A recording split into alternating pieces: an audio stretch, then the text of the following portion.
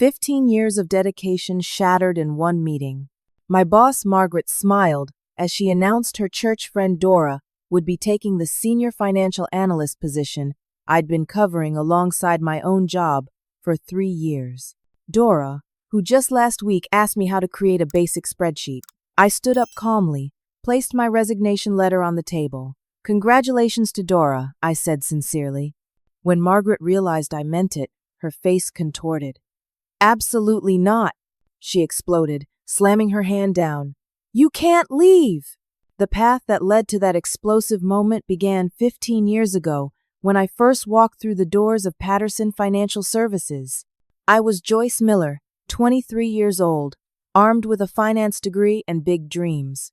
The company was smaller then, only about 30 employees, with a reputation for integrity and financial consulting that made landing the junior analyst position feel like winning the lottery. "Welcome aboard," said Tom Wilson, the department head at the time, a grandfatherly figure with wire-rimmed glasses and suspenders. "We expect great things from you." I threw myself into learning everything about financial analysis, staying late to master the complex modeling systems and volunteering for additional projects. By my 5th year, I'd been promoted twice and had earned the respect of the executive team. Samuel Patterson, the founder, personally congratulated me after my presentation on a new investment portfolio strategy. "You've got the kind of analytical mind this company needs for the future," he told me, his weathered hand resting briefly on my shoulder. When Tom announced his retirement 7 years into my tenure, we all expected his second-in-command to take over. Instead, the position went to Margaret Winters, brought in from outside the company. She was 52, with a sleek silver bob and designer suits, carrying an air of authority that seemed to suck oxygen from every room she entered. "I'm going to streamline operations," she announced in her first department meeting. Her eyes landed on me briefly. "Some of you will need to prove your value all over again." I didn't mind the challenge. I'd always worked hard, and under Margaret, I worked even harder. When Brian Thompson, our senior financial analyst, retired 3 years ago, I naturally absorbed most of his responsibilities while maintaining my own workload. The senior position remained technically open, but Margaret insisted the company wasn't ready to fill it officially. "You're handling things beautifully, Joyce," she'd say whenever I brought it up. "When the time is right, you'll be the obvious choice for promotion." So I worked 60-hour weeks, building complex financial models, preparing quarterly reports for the board, and training new team members. My personal life took a back seat. Travis, my fiancé of 2 years, grew accustomed to late-night dinners and canceled weekend plans. We postponed setting a wedding date twice. "I understand, babe," he'd say, though the disappointment in his eyes told a different story. "Your career matters. We have time." But did we? At 38, my biological clock wasn't just ticking, it was sounding alarm bells. Travis never pressured me about having children, but I felt the unspoken question between us. My only real allies at work were Allison from HR, a straight-talking 30-year-old with a wicked sense of humor, and Jason from IT, a bearded genius who saved me countless times from technology disasters. "You're being taken advantage of," Allison told me over lunch last month. "Margaret knows she's getting 2 employees for the price of 1. I shrugged it off. The promotion will happen eventually. Then last week, the official announcement came. Patterson Financial would finally fill the senior financial analyst position. Applications were being accepted internally, with interviews to follow. After 15 years with the company and 3 years doing the job already, I felt cautiously optimistic as I prepared my application. That Sunday, I attended a community fundraiser with Allison at her church. I'm not particularly religious, but I enjoy the sense of community at these events. As we were helping to stack chairs after the luncheon, I overheard a familiar voice behind a partition. "He's blessed us with this opportunity, Pastor Jim," Margaret was saying. "My dear friend Dora has been looking for a leadership position, and I think she'll bring just the right spirit to our financial team." I froze, chair in hand, as Margaret continued. "The position is officially open now, but between us, I've already made my decision. Dora will be perfect, regardless of what the hiring committee says. The chair nearly slipped from my grasp. Allison looked at me with wide eyes, having heard every word. "She can't do that," Allison whispered as we hurried away. "That's not how hiring works at Patterson." "She just did," I replied, a cold feeling settling in my stomach. 15 years of loyalty suddenly felt very foolish. Monday morning arrived with a weight of dread I'd never before associated with work. I tried to convince myself that I had misunderstood or that Margaret had been speaking hypothetically. Perhaps this Dora person wouldn't even apply for the position.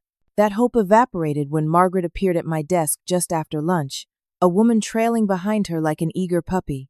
"Joyce, I'd like you to meet Dora Spencer," Margaret announced with unusual warmth in her voice. "She's considering joining our team, and I'd like you to give her a tour of the department." Dora was perhaps 45, with a bouncy blonde bob and a floral dress more suited to a garden party than a financial firm. She extended a hand with perfectly manicured nails. "It's so wonderful to meet you," she gushed. "Margaret has told me so much about this place. I'm just thrilled at the possibility of working here." I maintained my professional demeanor as I showed Dora around, explaining our various functions and introducing her to the team. When we reached my workspace, she gazed blankly at my 3 monitors displaying complex Excel models. "Oh my," she laughed nervously. "That looks complicated. I'm more of a people person than a numbers gal." Alarm bells rang in my head. The senior financial analyst position requires extensive modeling experience, I explained carefully. "We handle millions of dollars in investment decisions." Dora patted my arm. "You can teach me all that stuff, can't you? Margaret says you're very helpful." Over the next week, Dora appeared daily for what Margaret called orientation. I was instructed to show her our systems and processes, essentially providing a crash course in a job that had taken me years to master. Dora struggled with even basic Excel functions. "How do you make the numbers add up again?" she asked repeatedly, clicking randomly on cells. "You need to create a formula," I explained for the 3rd time that day, trying to keep the frustration from my voice. "Can't you just do it for me?" she replied with a smile that suggested this would become a permanent arrangement. Meanwhile, I submitted my application for the senior position and prepared for the interview. The process was supposed to be confidential, but nothing stays secret for long in an office. Jason from IT stopped by my desk Thursday afternoon, ostensibly to update my software. "Thought you should know," he whispered while typing. "I set up a new user profile for Dora yesterday. Margaret had me label it Senior Financial Analyst." My heart sank. "That's impossible. The interviews haven't even happened yet." "There's more," Jason continued, his voice barely audible. "I had to transfer her resume to HR, and let's just say it's creative writing at its finest. She claims to have financial experience, but the dates overlap with a time I know she was working at Margaret's church as an administrative assistant." The interview itself went well. The panel included 2 board members and the head of operations, all of whom seemed impressed by my presentation on improving our analytical processes. They asked thoughtful questions about my experience and future vision for the department. Margaret sat silently at the end of the table, her expression unreadable. That evening, I confided my concerns to Travis over dinner at our favorite Italian restaurant. "It sounds like the fix is in," he said, twirling spaghetti around his fork. "Maybe it's time to look elsewhere. You've given them 15 years, Joyce." "But I've built my career there," I protested. "I know every system, every client. Starting over somewhere else feels like admitting defeat." Travis reached for my hand. "Standing up for yourself isn't defeat. It's self-respect."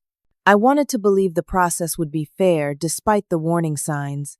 The next morning, an email appeared in my inbox that wasn't meant for me. The system sometimes misdirected messages due to similar usernames, and this one had been intended for Margaret from Carl in HR.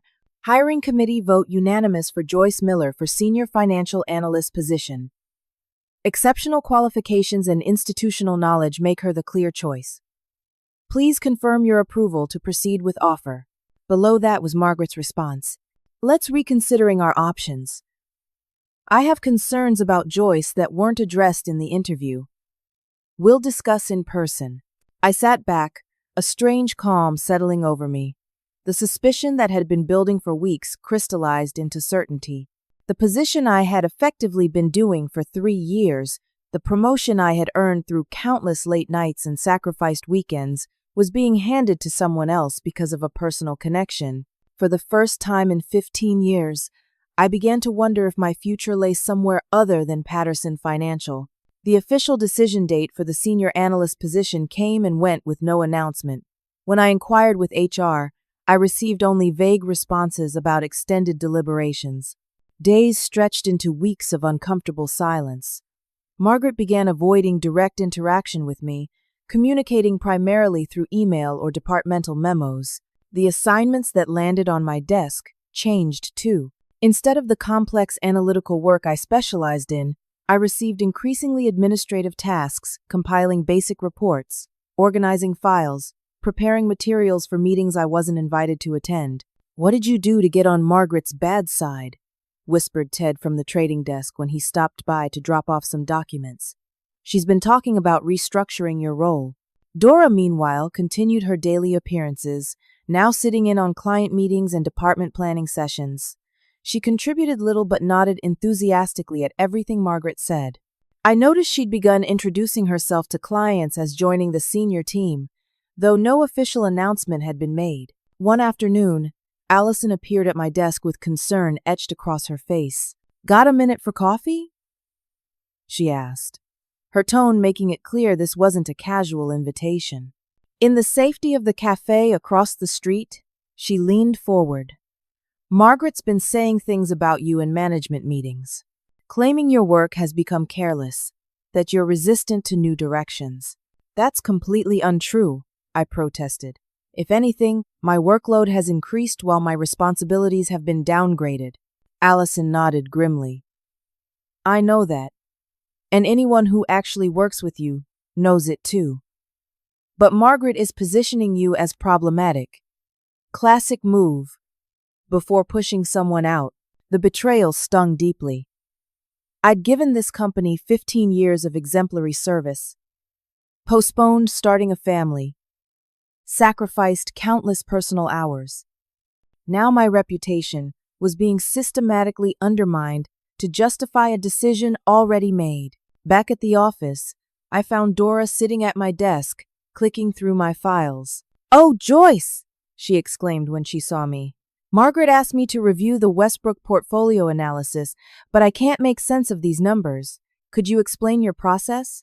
"That analysis took me 3 weeks to build," I said, trying to keep my voice level. "It's a complex predictive model based on 5 years of data. Could you create a simpler version for me?" she asked, completely missing the point. "Maybe something with colorful charts?" "Margaret says we need to make things more accessible." That night, I couldn't sleep. At 3 a.m, I sat at our kitchen table while Travis snored softly in the bedroom. My head throbbed with tension that had become a constant companion. How had 15 years of dedication led to this? The financial reports I'd stayed up nights perfecting were now being dismissed as too complex, while my role was being systematically diminished to make way for someone who couldn't grasp basic spreadsheet functions. Travis found me there when he woke for work at 6. "You need to see a doctor," he said, placing a gentle hand on my shoulder. "This stress is killing you." "What I need is a new job," I replied, the words surprising me even as I spoke them. "It's about time you considered that option," he said. "You've given Patterson Financial more than enough chances. But finding a new position at my level would take time, especially if Margaret was indeed poisoning my professional reputation. For now, I needed to hang on while quietly exploring options. The department meeting the following Monday started like any other. Quarterly projections, client updates, administrative announcements. Margaret stood at the front of the room in a navy blue suit, her silver bob perfectly in place. "Finally," she said, as she reached the last item on her agenda, "I'm pleased to announce a new addition to our leadership team.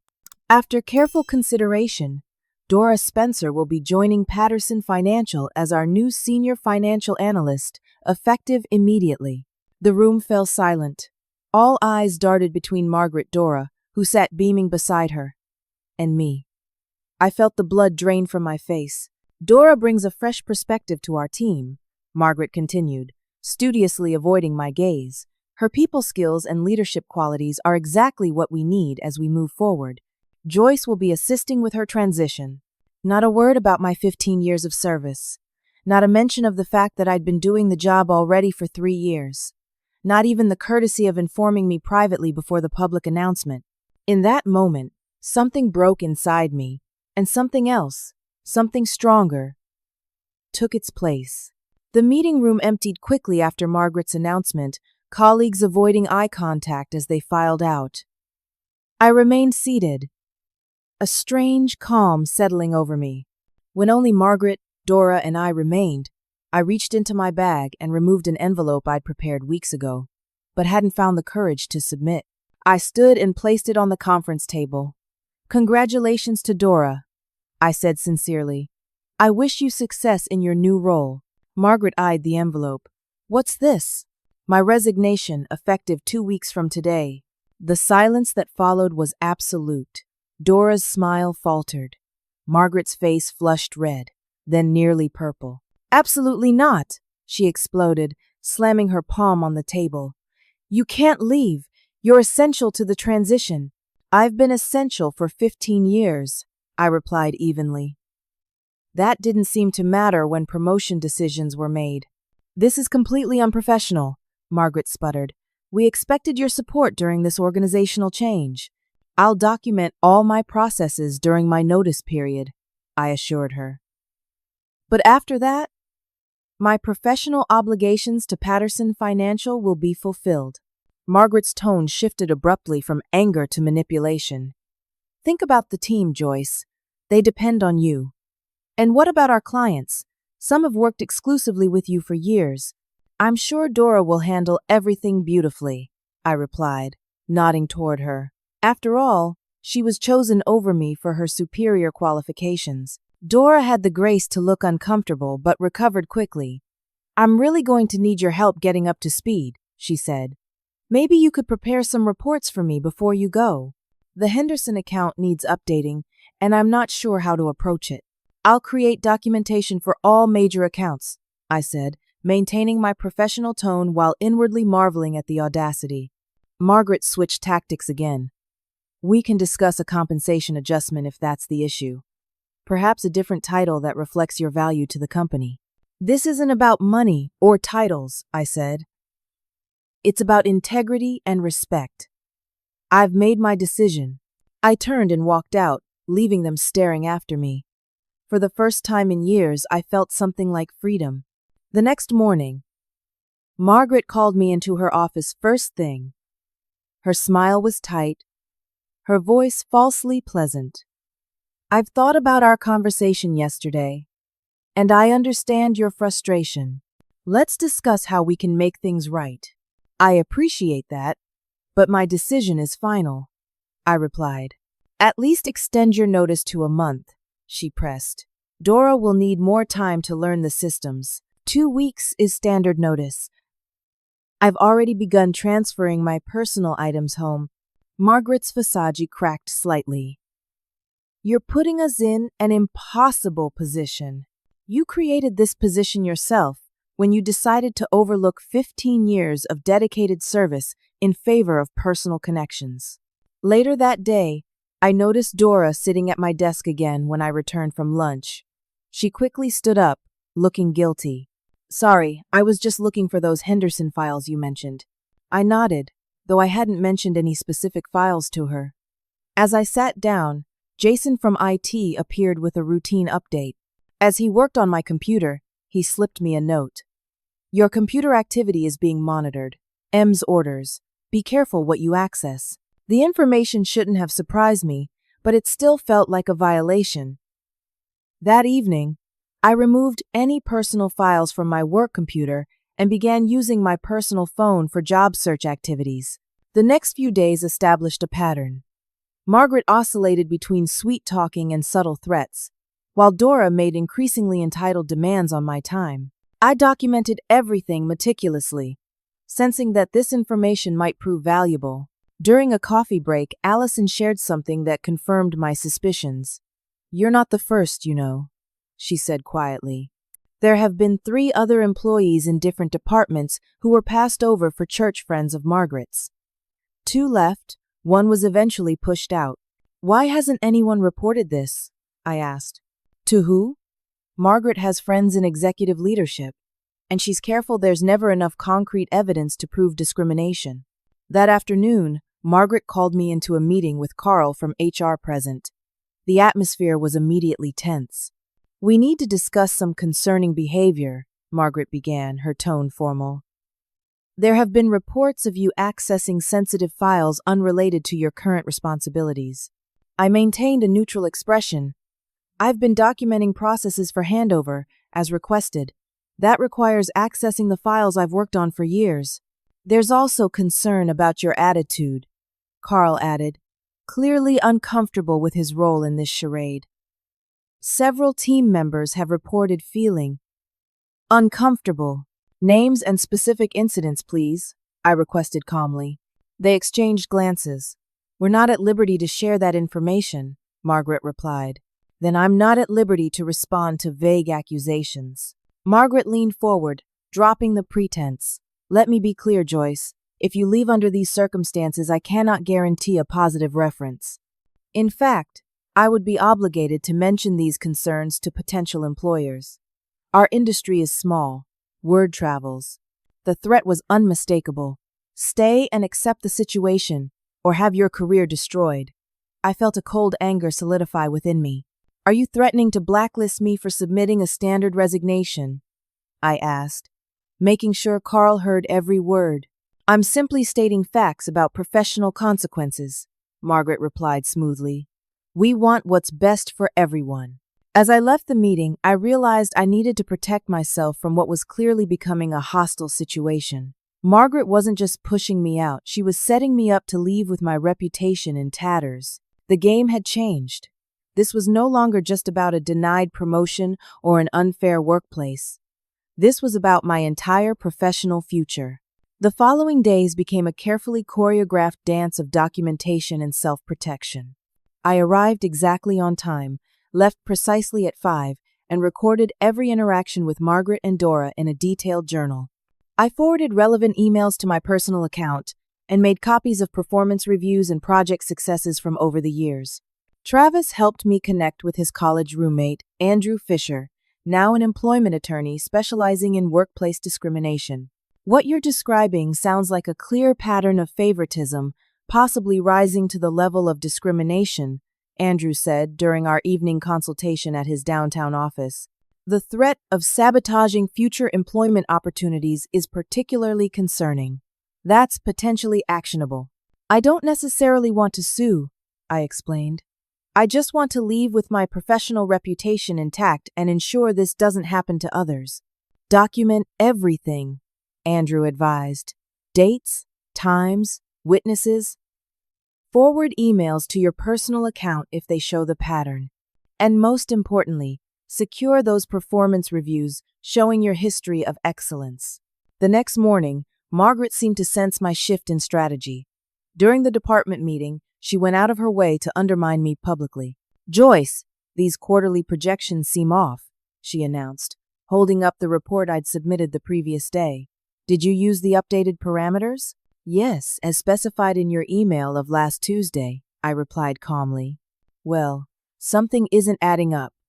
Dora, perhaps you could take a fresh look at these numbers?" Dora nodded eagerly, though she had demonstrated no capacity to understand our modeling methodology. Later that day, Dora appeared at my desk in distress. "I can't make sense of these projections," she admitted. "Could you fix whatever's wrong?" I reviewed the report once more. "There's nothing to fix. The projections are accurate based on the parameters provided." "But Margaret says they're wrong," Dora insisted. "Then, Margaret needs to specify what parameters she wants changed." The next day, Margaret called me into her office. "Your projections have been completely reworked," she said, sliding a document across her desk. "This is how they should have been done." I glanced at the numbers, immediately spotting the manipulation. The revised projections showed significantly better outcomes by ignoring several risk factors I had properly accounted for. These projections disregard standard risk assessment protocols, I noted. They present an overly optimistic scenario that could mislead clients. Your job is to implement the parameters as directed, not question methodology, Margaret snapped. I nodded, taking the document. I'll need this for my records. That won't be necessary, she replied, reaching to retrieve it. Actually, it is necessary for proper documentation, I insisted, keeping the paper firmly in hand. That afternoon, I received an email notifying me that my access to certain financial systems had been restricted for security purposes during transition. The message was clear. I was being systematically cut off from the work I had performed for 15 years. The real blow came the next day when I received a call from Clara Jenkins at Franklin Investments, where I'd interviewed the previous week. Joyce, I wanted to speak with you directly, she said, her tone apologetic. We received a rather concerning call from your current employer. My stomach dropped. Margaret Winters called you? Yes. She raised some serious questions about your performance and professional conduct. Given the circumstances, we feel it's best to pursue other candidates. Despite my explanations, the damage was done. Franklin Investments had been my most promising lead. As I hung up, a crushing weight of doubt descended. Had Margaret truly reached out to deliberately sabotage my job prospects? How many other potential employers had she contacted? That night, I broke down completely. 15 years of building a career, establishing expertise, earning respect, all potentially destroyed by one vindictive manager protecting her unqualified friend. She can't get away with this, Travis insisted, holding me as I sobbed. There have to be consequences. Who would believe me? I asked through tears. It's my word against hers, and she has the power of the company behind her. Then we need to change the equation, Travis said. If it's just your word against hers, you need more leverage. The next day at work, I felt hollow, going through the motions of documenting processes while wondering if my career was effectively over. During lunch, which I now ate alone at my desk, I was reconciling some accounts when I noticed something odd in the department expense reports. A series of professional development charges had been approved by Margaret over the past year, totaling nearly $30,000. The beneficiary was listed as Community Leadership Institute, an organization I'd never heard of. Following a hunch, I searched the name online and discovered it was affiliated with Margaret's church, specifically with their building renovation project. Further digging revealed more questionable allocations: consulting fees to individuals connected to the church, specialized equipment purchases that couldn't be accounted for in our inventory, travel expenses for conferences that didn't align with our business focus. I felt a surge of adrenaline as I carefully documented each finding. This wasn't just nepotism, this appeared to be financial impropriety on a significant scale. As I was copying the relevant files, Dora appeared suddenly at my desk. What are you working on? She asked, trying to peer at my screen. Just organizing files for the transition, I replied, quickly minimizing the windows. She lingered awkwardly. Margaret wants to know if you've completed the Henderson client summary yet. I'll have it by end of day, I assured her, waiting until she left before returning to my investigation. That evening, I shared my discoveries with Travis and Andrew, my employment attorney. This changes things considerably, Andrew said, reviewing the documentation. If these expenses were indeed directed to her church under the guise of business expenses, that's misappropriation of company funds. The nepotism issue becomes secondary to potential financial misconduct. What should I do with this information? I asked. Patterson Financial has a board of directors, correct? Andrew asked. And a founder who's still involved? I nodded. Samuel Patterson. He's semi-retired but maintains an office and serves as chairman of the board. He might be very interested in how company funds are being allocated, Andrew suggested, especially if it involves improper use of resources he built over decades. For the first time in weeks, I felt a glimmer of hope. This wasn't just about my denied promotion anymore. This was about the integrity of the company I had dedicated my career to building. I need to be careful, I said. If Margaret realizes I'm gathering this evidence.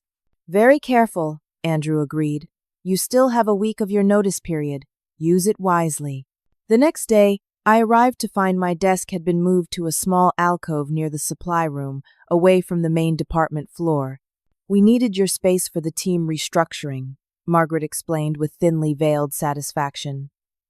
Since you'll be leaving soon anyway, I accepted the relocation without complaint. The isolation actually made it easier to continue my documentation efforts without constant surveillance. By the end of the day, I had compiled a comprehensive file of questionable financial activities spanning the past 3 years. The pattern was clear. Since taking over the department, Margaret had systematically directed company resources to benefit her church and its members, including creating positions for friends like Dora. As I prepared to leave that evening, Jason from IT stopped by my relegated workspace. You should know, he whispered. Margaret asked me to review your email activity for the past month. She's building a case against you, claiming you've been sending confidential information externally. That's completely false, I replied, though my heart raced at how close to the truth it came. I know, Jason nodded, but she's determined to discredit you. Be careful. I went home that night feeling as though I was standing on the edge of a precipice. Everything I had worked for hung in the balance. My reputation, my career, my future employment prospects all were at risk. But for the first time, I also held information that might just be my salvation. The next morning, I arrived early at Patterson Financial, before most of the staff. The security guard nodded as I badged in 15 years of early mornings had made me a familiar face. Instead of heading to my relocated desk, I made my way to the executive floor. Samuel Patterson maintained an office there, though he only came in 3 days a week since semi-retiring 5 years ago. His assistant, Barbara, had been with him for 20 years and arrived early like clockwork. Joyce? She greeted me with surprise as I approached her desk. It's been a while since we've seen you up here. Good morning, Barbara. I was hoping to schedule some time with Samuel. It's rather urgent. She consulted her computer. He's coming in today around 10. He has a board committee meeting at 11, but I could give you 15 minutes before that if it's important. It's very important, I assured her. Thank you. Back at my desk, I organized my documentation meticulously, creating a timeline of events that clearly illustrated both the nepotism pattern and the financial discrepancies. I had just finished when Allison from HR appeared at my alcove. Got a minute? She asked, voice low. We walked to the small courtyard outside the building, the morning air still crisp. I wanted you to know I've accepted a position elsewhere, she confided. The environment here has become too toxic. Margaret has turned the executive team against anyone who questions her methods. When do you leave? I asked, feeling a pang at losing my strongest ally. 2 weeks. I haven't told Margaret yet. She hesitated. There's something else. I've been speaking with other employees who were pushed out or passed over. There are 7 of us now who've experienced similar treatment. We've been comparing notes. This was unexpected support. Would any of them be willing to document their experiences? I think so. We've all been afraid to speak out individually, but together, she trailed off, then straightened her shoulders. I'll reach out to them today. By mid-morning, I had emails from 3 former employees detailing their experiences with Margaret's favoritism and manipulation. Each story followed a similar pattern. Excellent performance reviews, until suddenly being labeled difficult after a church friend of Margaret's expressed interest in their position. At 5 minutes to 10, I gathered my materials and headed back to the executive floor for my meeting with Samuel Patterson. Samuel had built Patterson Financial from nothing 35 years ago. Now, in his 70s, he remained sharp-minded and deeply invested in the company's reputation for integrity. He greeted me warmly in his office, which was decorated with family photos and sailing memorabilia. Joyce Miller, he said, standing to shake my hand.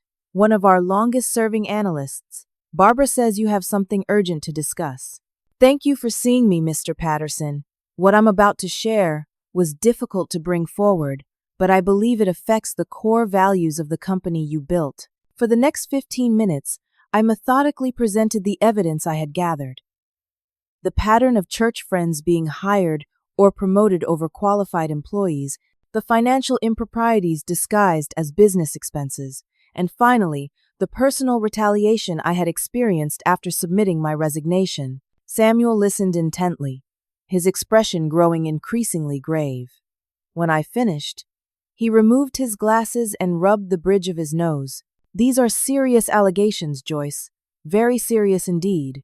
I have documentation supporting everything I've presented, I said, sliding a folder across his desk, including statements from other employees who experienced similar treatment. Why are you bringing this to me rather than filing a formal complaint? Because I care about this company, I replied honestly. I've given 15 years to building Patterson Financial's reputation. This isn't just about my position or treatment. It's about protecting what you created. He nodded slowly, then pressed his intercom.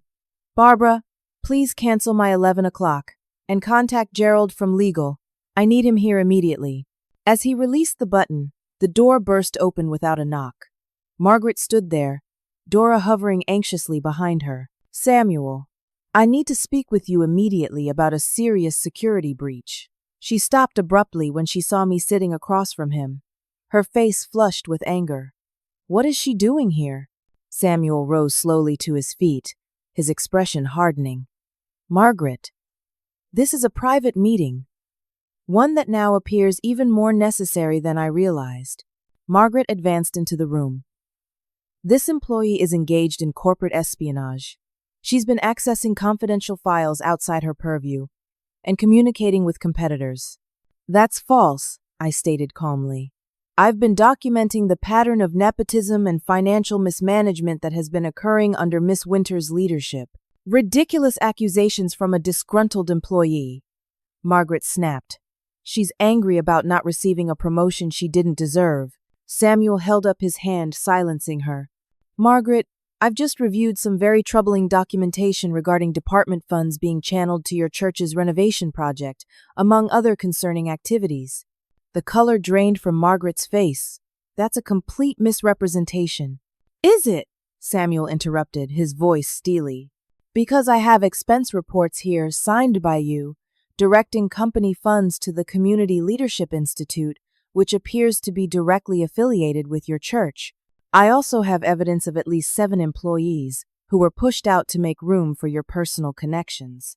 Dora stepped forward, her usual confidence evaporating.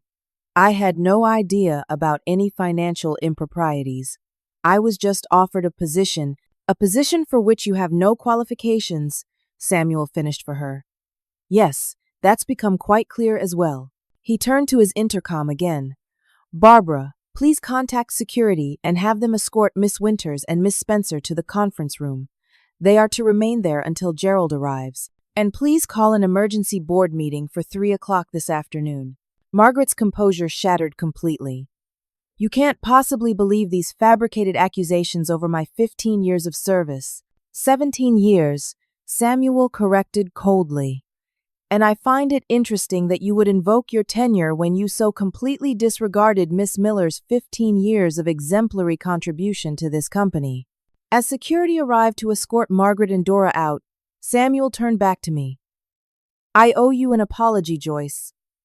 This should never have happened under my watch. Will you stay and help us sort through this mess? My resignation has already been submitted, I reminded him. Consider it rejected, he replied firmly. In fact, consider it burned. We need you here. Now more than ever. For the first time in weeks, I felt vindicated. But I also recognized an opportunity to negotiate from a position of strength. I appreciate that, Mr. Patterson. But before I make any decisions, I should mention that I've received an offer from another firm. The emergency board meeting lasted 4 hours. I was called in to present my findings, alongside Gerald from legal, who had quickly corroborated the financial discrepancies.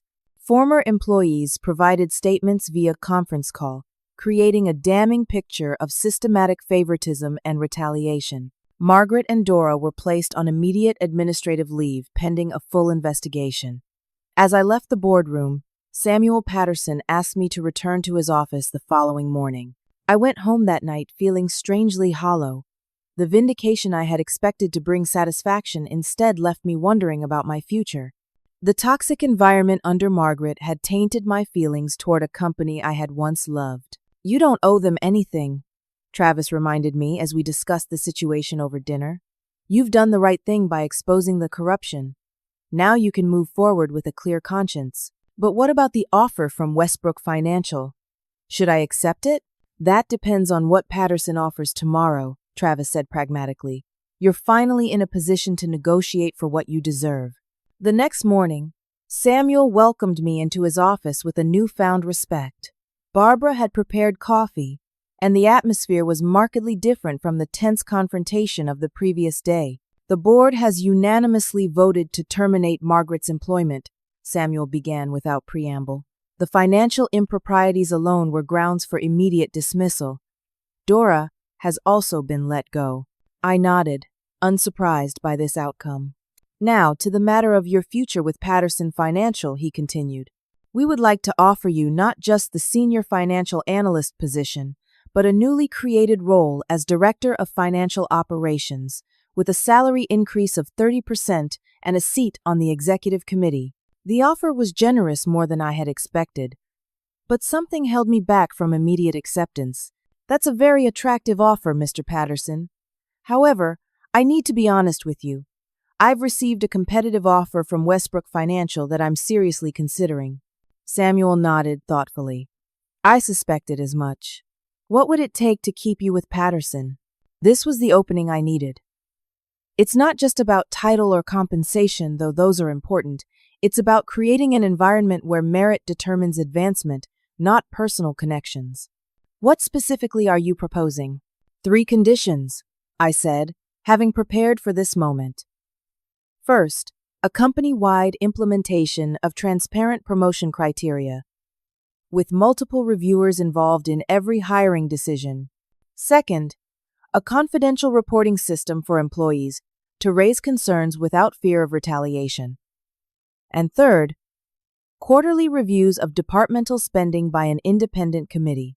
Samuel leaned back, studying me with new appreciation. "You're not just looking out for yourself, you're trying to fix the system. The system failed me and others. It needs to change to prevent similar situations in the future." "I agree to all 3 conditions," he said without hesitation. "In fact, I'd like you to head the committee that develops these new policies. Your experience makes you uniquely qualified to identify the vulnerabilities that allowed this situation to develop." We spent the next hour discussing the details of my new position and the changes needed throughout the company. By the time I left his office, I had accepted the role of Director of Financial Operations, with a written commitment to implement the accountability measures I had proposed. The news spread quickly throughout the office.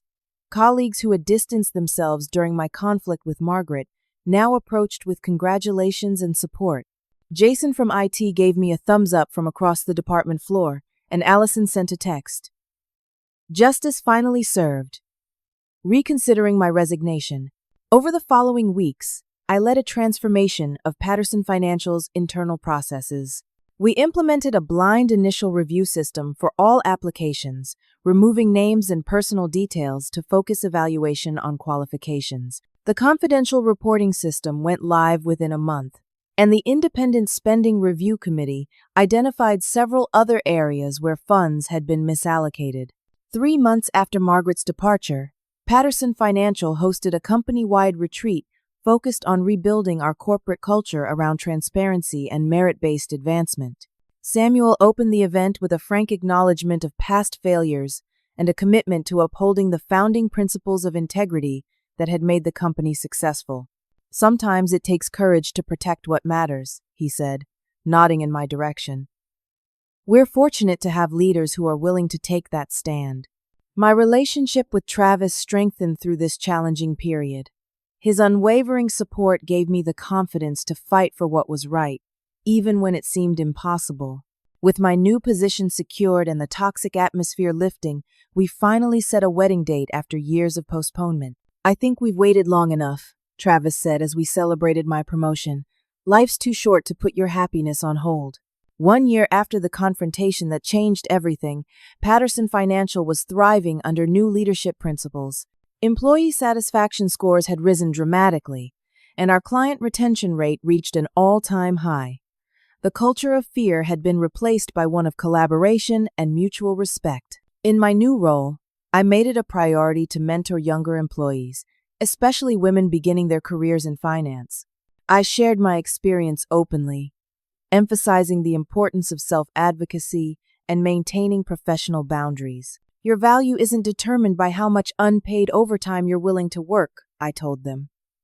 "It's about the quality of your contribution and the integrity you bring to your role." Looking back, I realized that the crisis that nearly derailed my career had ultimately led to something better, not just for me, but for everyone at Patterson Financial. By standing up against injustice, I had helped create a workplace where talent and dedication were truly valued. The lesson was clear. Sometimes fighting for fairness requires risking what you already have. The path of least resistance, accepting injustice to maintain the status quo, might seem safer in the moment, but ultimately corrupts both individuals and institutions. True security comes not from avoiding conflict, but from building systems that protect integrity. As I settled into my new office, I placed a small framed quote on my desk, a gift from Travis on our wedding day. "Your worth is not determined by others' recognition, but by your willingness to stand for what's right, even when standing alone." I was fortunate to have discovered that when you finally take that stand, you often find you're not standing alone after all. Have you ever faced a situation where you had to choose between keeping the peace and standing up for what's right? What did you do, and how did it change you? I'd love to hear your stories in the comments. If this resonated with you, please like and subscribe for more stories about overcoming workplace challenges, and share with anyone who might need encouragement to advocate for themselves. Thank you for listening to my journey, and remember, your courage today creates a better workplace for everyone tomorrow.